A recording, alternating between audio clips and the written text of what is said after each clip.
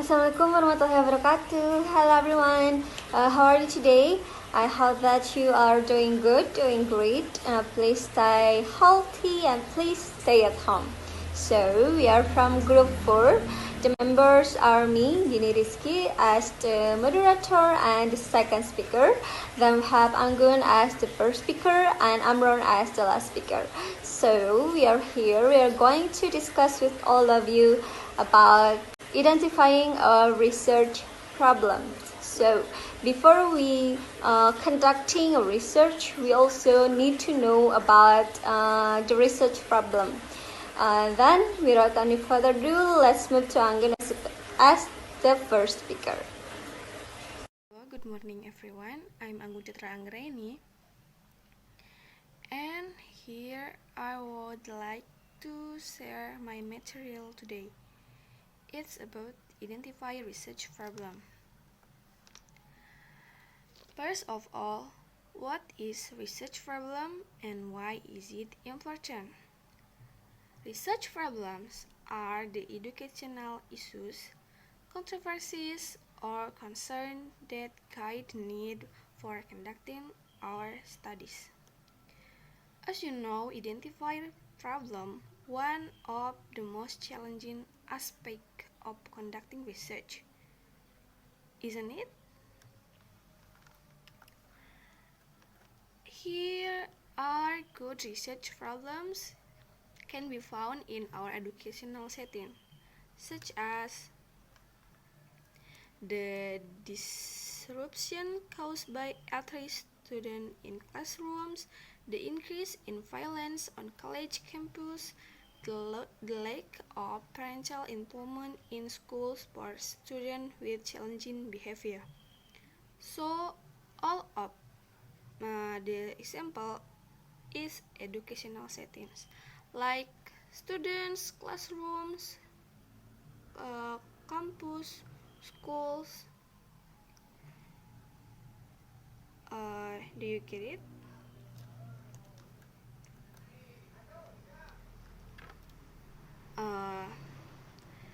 To locate the research problem in a study, ask yourself, first, what was the issue, problem, or controversy that the researcher wanted to address? Second, what controversy leads to a need for the study? Then, what was the concern being addressed behind this study? And last, is there a sentence like the problem addressed in the study? You can find problems in the introduction to a study that are included in a passage called the statement of the problem section. So, why research problem important? Yeah, because it sets the stage for entire study.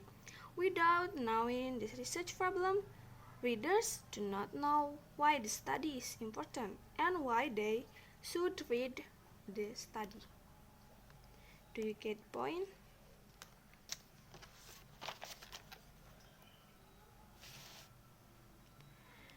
And then, how does the research problem differ from other parts of research? The research problem is distinct from the topic of the study. The purpose and specific research question. The research problem needs to stand on its own and recognized as a distinct step because it represents the problem addressed in the study.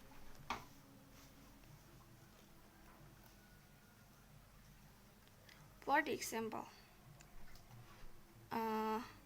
consider the difference among these parts of research. First, research topic is the broad subject matter addressed by the study. A research problem is a general educational issue, concern, or controversy addressed in research that narrows the topic. A purpose is the major intent or objective of the study used to address the problem.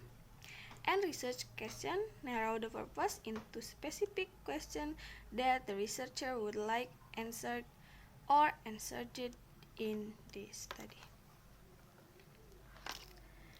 Here are first example. Maria seeks to study weapon possession by students in school. Nah, here is example of research topic. We have this topic, and then we make the research problem like the problem Maria addressed is the escalating violence in school due in part to students possessing weapons. And then we make the purpose. The purpose of my study will be to identify factors that influence the extent to which students carry weapons in high school. And last, do fears influence students to carry weapons as the research question. Do you can get the differences between research topic, research problem, purpose, and research question? For the second example of distinguish among the topic, research problem, purpose, and research question is a researcher begins with a topic. Here is distance learning, and then the researcher learn about a problem related to the topic.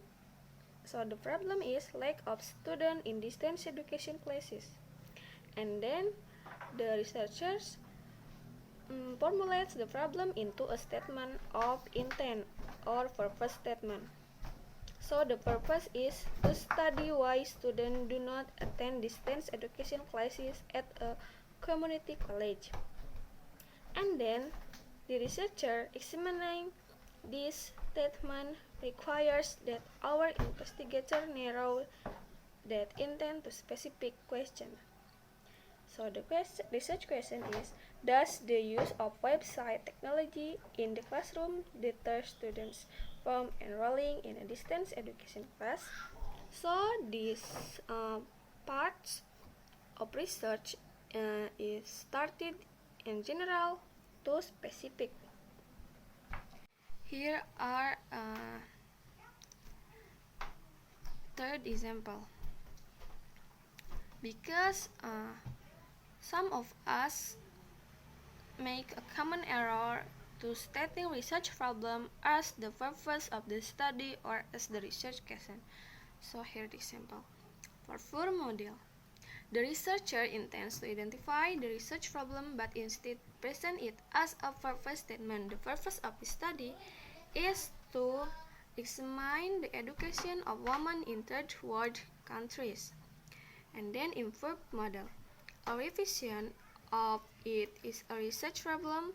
Women in third world countries are restricted from attending universities and colleges because of the culturally oriented patriarchal norms of their societies. And then for model, a researcher intends to write about the research problem but instead identifies the research question. The research question in this study is, what factors influence homesickness in college students? And then in verb model, an version as a research problem. Homesickness is a major issue on college campus today. When students get homesick, they leave school or start missing classes, leading to student attrition or poor achievement in classes during their first semester of college. So,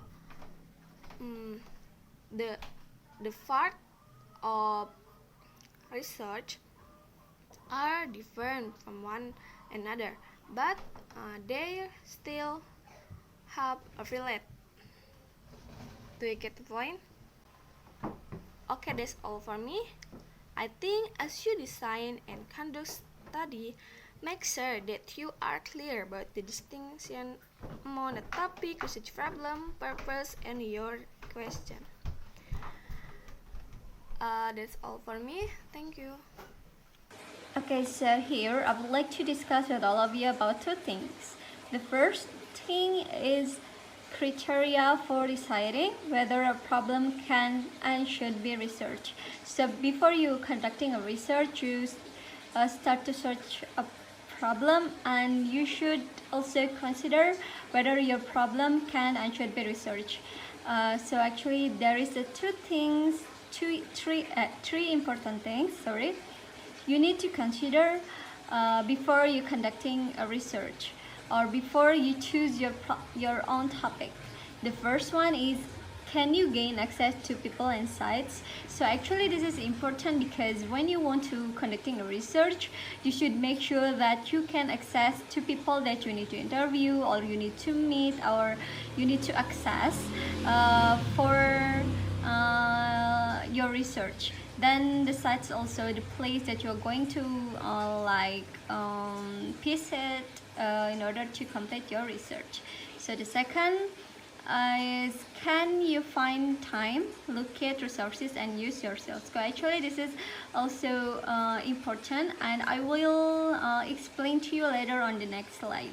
Then the third one is, should the problem be researched? So actually you need to consider your research, your problem should be researched. So this point also I will discuss and I will explain to you in the next slide. Here is the explanation about the second point on the slide before. Can you find time, locate resources and use your skills? So the first is time. When planning a study, investigators should anticipate the time required for data collection and data analysis. So actually when you want to conducting a research, you should consider your time, because actually there is a difference between qualitative research and quantitative research. According to Creswell, the qualitative research need more time to conducting because it is like more it has more time. Then the second one is resources. Investigator or a researcher need resources such as fund or equipment for participant and for individuals to transcribe interviews. So actually sometimes you need to prepare funds or like money to give it to people that you are going to interview, to like an expert about your research problem or about people that related to your research. Sometimes you need to prepare a fund. Then the last one is skills. The skills of the researchers also evaluate the overall assessment of whether the study of a problem is realistic. So actually your own skills, your own knowledge about your research or about research is very important, because if you don't have like much knowledge about how to conducting a research, it will make you hard for conducting it. So how come if you made a research if you don't have any like knowledge about it? Here is the last point that I already mentioned in the previous slide. Consider whether your problem should be researched. So this is the answer. Actually, there are 5 ways to assess whether you should research a problem. So there is 5. There are 5. The first one is study the problem if your study will fill a gap or a void in the existing literature. The second one is study the problem if your study replicates a past study but examines different participants and different research sites. The third, study the problem if your study extends past research or examines the topic more thoroughly. The fourth, study the problem if your study gives voice to people silenced, not heard, or rejected in society. The last one is study the problem if your study informs practice. The second thing that I'm going to discuss with all of you is the difference between quantitative and qualitative research problems. So as already mentioned before, for example, when you want to conducting a qualitative research, you need more time. So yeah, actually there is a difference between qualitative and quantitative research problem. Okay, so how does the research problem differ in quantitative and qualitative research? So tend to use quantitative research if your research problem requires you to first measure variable, second assess the impact of these variables on an outcome, third test theories or broad explanation. Well, the last is apply result to a large number of people. So if you think that your research problem is requires this, so you should, or you it's better if you use quantitative research. Okay, so tend to use qualitative research if your research problem requires you to learn about the views of individuals, assess the process over time, generate theories based on participant perspective, obtain detailed information about a view, people, or research sites. So if you think that your research problem is about this, all of this, so tend to use qualitative research. So if you, as Miss Nia already said, if your research is about if your research problem is about individuals, so you use qualitative. If you need like large number of people, of like participants, so use quantitative research. So that's all about my explanation. Thank you. Okay, fellas, right now we are in the 5 elements of a statement of the problem section. Here, I'm going to introduce firstly what are those. What are the 5 elements of a statement of the problem section? Let's take a look. Okay, here you are. Okay, the first element is the topic.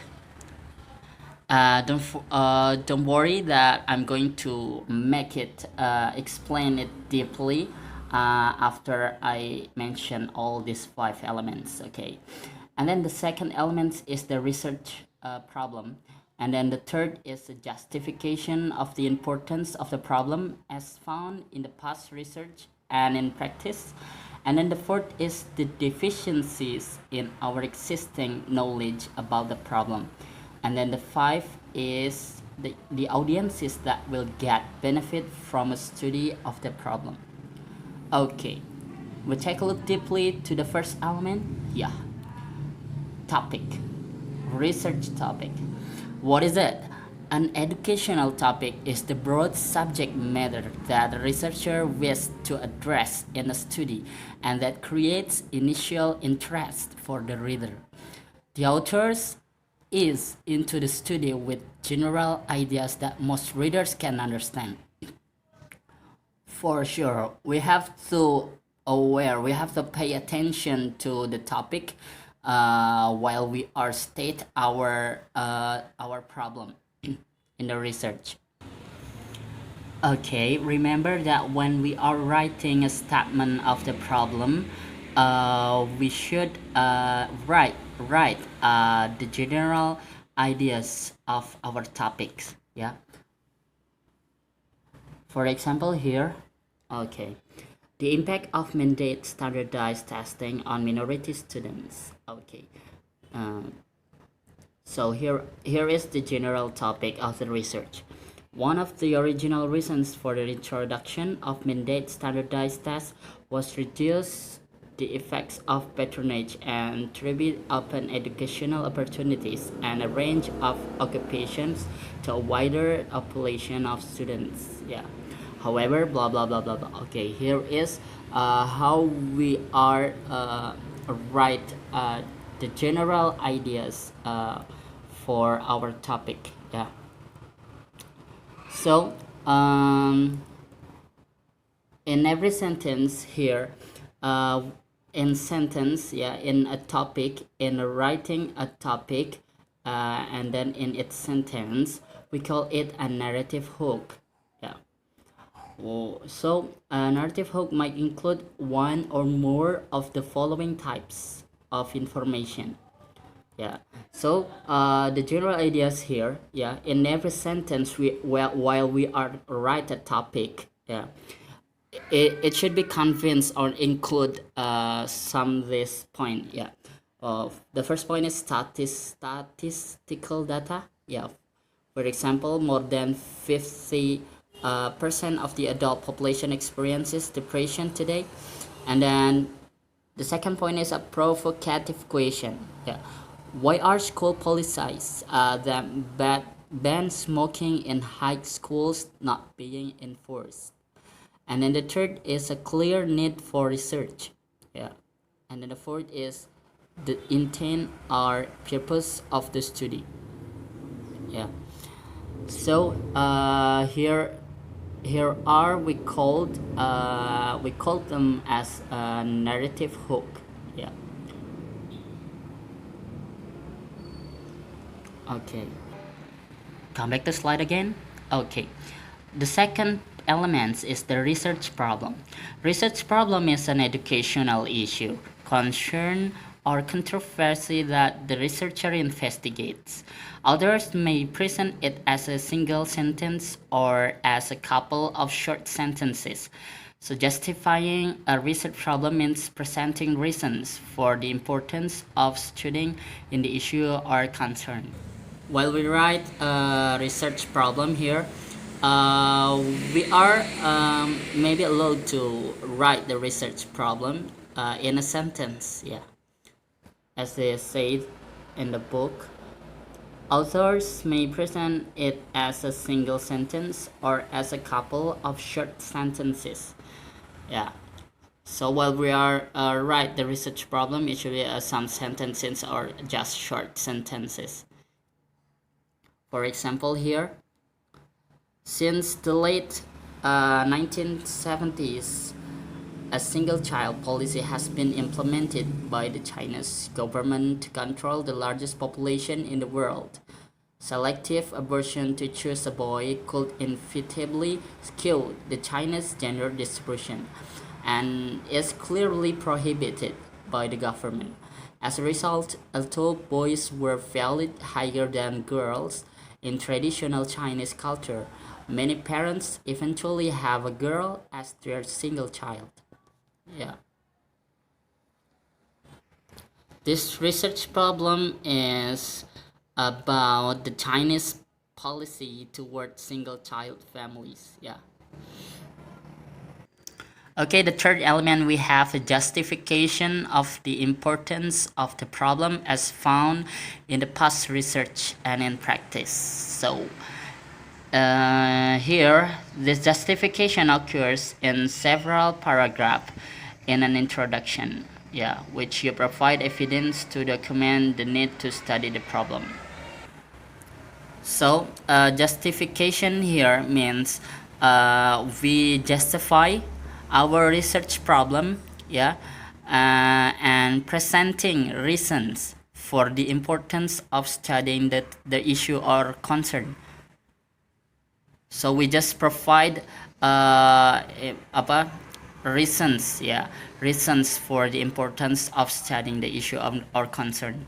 Okay, in the third elements here, we have three elements again. Yeah, the first is justification of the importance of the problem, and then the next is justification in the literature based on other researchers and experts, and also justification based on workplace or personal experiences.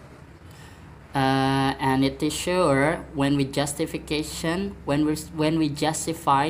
the importance of the problem, we need to provide several reasons that explain why this issue is important. Yeah. It is why. Okay, here. In the process of justifying a research problem, here we have three here. Yeah. Research problem. How do I justify the need to study this problem? Why? Yeah. How? We can justify our research problem in the third here. The first is by our personal experiences. Yeah, it is usually used in qualitative research. Yeah, such as narrative research. And then the second is experiences in the workplace. Yeah, we can also have a research problem by experiences in the workplace. Yeah, used in both qualitative and quantitative research, such as action research. Yeah, and then the third is suggestions made by other researchers. Yeah, in the previous research, for example, in the previous research, the researcher might provide a lot of the data in the future research, blah blah blah blah blah. It is a suggestions made by other researchers. Yeah, it is used in both quantitative or qualitative research, such as experiments, surveys, correlational studies, grounded theory studies. Yeah. So here are three how do we are justifying the need to study of this problem. The next justification is justification in the literature based on other researchers and experts. So the authors often cite research problems that require further study in the conclusion of the literature, such as journal articles. So we can justify our research problem by the literature based on other researchers and experts. So this is the things to you for you to know. Yeah. Where you find references to other researchers or experts who have indicated a need for study.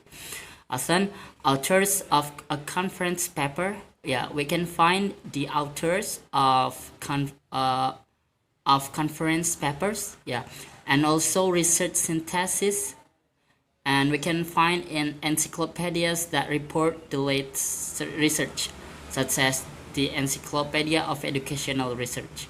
Yeah, we can find those reference, yeah, those references to other researchers or experts, yeah, who have indicated a need for study. So when we comes to the experts, yeah, to have a reference for our research, we should consider these things. Yeah, consider the questions you might ask them. Yeah, the first question is, what are you working on at present? Yeah, just ask to your partner or your experts. Yeah, when you're talking to an expert, you just ask them, what are you working on at present? And then, is my proposed topic and research problem worthy of study? Yeah, ask them. And who else should I contact who has recently studied this topic and problem? Yeah, we need to consider these questions when we are talking with the experts that deal with our research problem. Okay, the next justification is justification based on workplace or personal experiences. We can justify your research problem based on evidence from your workplace or your personal experiences. This is the case for Maria. Yeah, this is the example, guys. Who based her justification for the study of students possessing weapons on the increased use of weapons in high schools in her school or workplace in the district. So when you are writing statement of the problem, we can use a justification based on workplace or personal experiences. maybe you just have a experience with your surrounding or with your place or your personal experiences. Just justify that in the statement of the problem. Okay, next here the fourth element of statement of the problem section, we have the deficiency in our existing knowledge about the problem. So a deficiency in the evidence means that the past literature or practical experiences of the researchers does not adequately address the research problem. Yeah.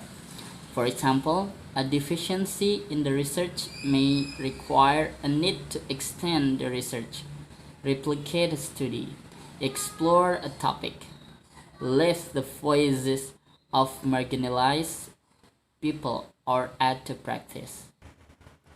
Okay, a deficiency in the evidence means that the past literature or practical experiences of the researchers doesn't adequately address the research problem. For example here, yeah,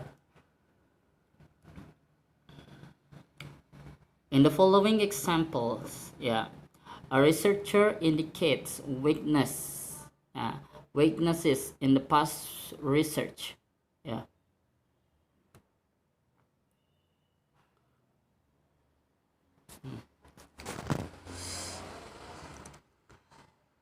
The past research doesn't address the cultural difference of children in preschools. It also doesn't consider the multiple factors that explain teacher interactions with these students.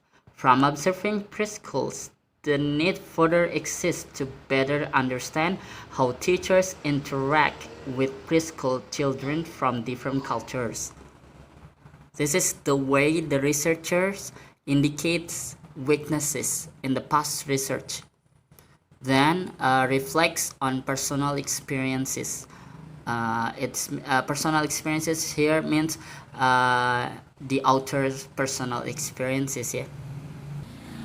Okay, the fifth element of the statement of the problem section here is the audiences that will get benefit from a study of the problem. The audience in a statement of the problem section needs to be identified. It consists of individuals and groups who will read and potentially benefit from the information provided in your research study. Here we take a look to the example. One author, for example, in ending an introduction section, comment about the importance of the study for school administrators.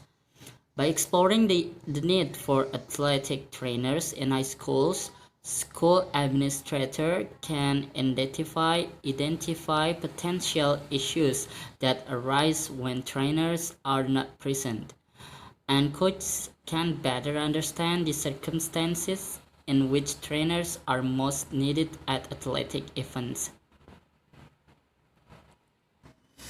Okay, we already know about the elements of this statement of the problem. Yeah. So we have come to here strategies useful in writing the statement of the problem section. The first strategy is by using template. Yeah. Okay. In this section, in this strategy, it is used to visualize this section as 5 paragraphs. Yeah, with each paragraph addressing one of the 5 aspects of the section. Take sections in order, beginning with the topic, and then the research problem, and the justification, the deficiencies, and the audience. It is 5 elements, as we just have take a look for the explanation. Yeah. Okay. Let's take a look to its example. Okay. Here. We are this strategy by using template strategy. Yeah. Firstly, we have to consider with our topic. Yeah, or it is a subject area. And then the template will be like this: parents' role in promoting access to college for underrepresented students. Yeah. And then, and the research problem, or the second element, a concern or issue, a problem. It is the content. Yeah, this is the content of research problem. Okay, and then the example here: need for better access for students of color. And then the third element is justification for research problem: evidence from the literature or practical experience. Yeah. And then the template will be like: past literature has documented poor attendance, like this. Yeah. And etc like that. Yeah. Okay, this is how we are writing the strategies. Yeah, we are writing the statement of the problem. Yeah, in the template form.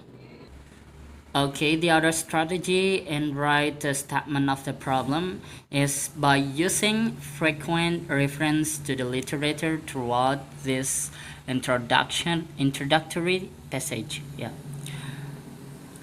Multiple references add a scholarly tone to your writing and provide evidence from others, rather than relying on your own personal opinion. The use of references in your study will build credibility for your work. So we can use frequent references, yeah, to the literature, yeah, because it will build credibility for our work, yeah, for our statement of the problem. Sure. Okay, the next strategies we have use the or to provide, yeah, providing references from statistical trends.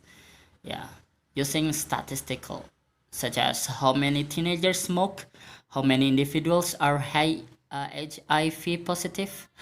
This form of evidence is especially popular in quantitative studies. This is for quantitative study.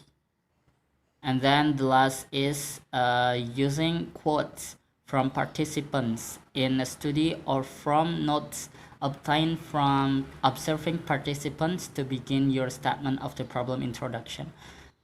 This is usually popular or frequently used in qualitative studies. Yeah, so we just using our participants quotes, yeah, in our study, or we can also use notes that's obtained from observing participants, yeah, to begin our writing and statement of the problem. Yeah.